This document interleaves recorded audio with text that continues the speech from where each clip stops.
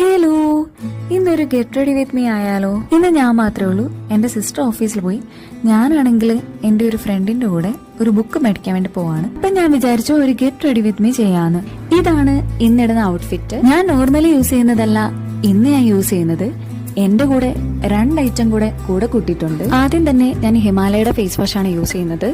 ഇതിന്റെ തന്നെ അലോവേരയുടെ ഉണ്ട്, നീമിന്റെ ഉണ്ട്. ഞാൻ ഇപ്പൊ യൂസ് ചെയ്യുന്നത് നീമിന്റെ ആണ്. നേരത്തെ മുതലേ ഹിമാലയയുടെ ഫേസ് വാഷ് ആണ് യൂസ് ചെയ്യുന്നത്.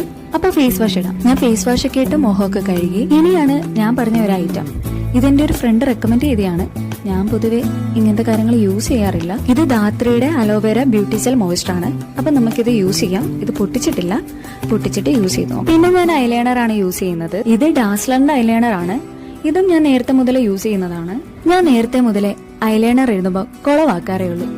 ഇപ്പോഴും അതുപോലെ തന്നെയാണ്, കുളവാക്കിയിട്ടുണ്ട്. ഇനി അടുത്ത ഐറ്റം ഡീകൺസ്ട്രക്റ്റിന്റെ സൺസ്ക്രീൻ ആണ്.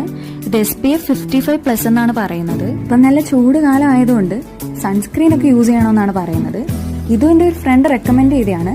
ഇത് ഞാൻ പൊട്ടിച്ചിട്ടില്ല, പൊട്ടിച്ചിട്ട് യൂസ് ചെയ്ത് നോക്കാം. ഞാൻ നോർമലി യൂസ് ചെയ്യുന്നത് ഐലൈനറും ഫേസ് വാഷും മാത്രമാണ്. എന്റെ കൂടെ 2 ഐറ്റം കൂടെ കയറി വന്നപ്പം എനിക്കത്ര ഇഷ്ടപ്പെട്ടിട്ടില്ല. അതാണ് ഈ കാണുന്നത്. ഇഷ്ടപ്പെട്ടിട്ടില്ലെന്ന് മാത്രമല്ല, ഞാൻ പിന്നെ ഇത് യൂസ് ചെയ്തിട്ടില്ല. എന്നെ പോലെ ഇതൊന്നും യൂസ് ചെയ്യാൻ താല്പര്യമില്ലാത്തവര് കമന്റ് ചെയ്യണേ. ഇതാണ് എന്റെ മേക്കപ്പ്. പിന്നെ ഞാൻ ലിപ് ബാമും ലിപ്സ്റ്റിക്കും ഒന്നും യൂസ് ചെയ്യാത്തതുകൊണ്ട് അതും ഇട്ടില്ല. ഇനി നമുക്ക് തലമുടി കെട്ടാം. അപ്പം ഇതാണ് എന്റെ ഫൈനൽ ലുക്ക്. അപ്പൊ ഇത്രയേ ഉള്ളൂ. Okay, by.